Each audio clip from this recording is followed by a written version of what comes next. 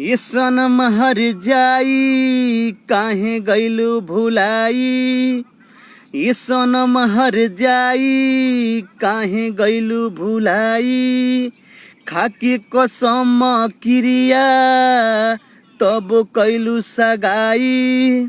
अजिय तनी जान मुआ दन हो, तनी हमारा के जोहर पिया दन हो।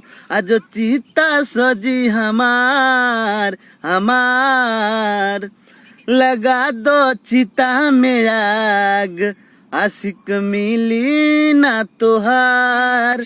लगा दो चिता में आग, आशिक मिली ना तोहार। कैसन तो हर दिलबा बात ना बुझेला।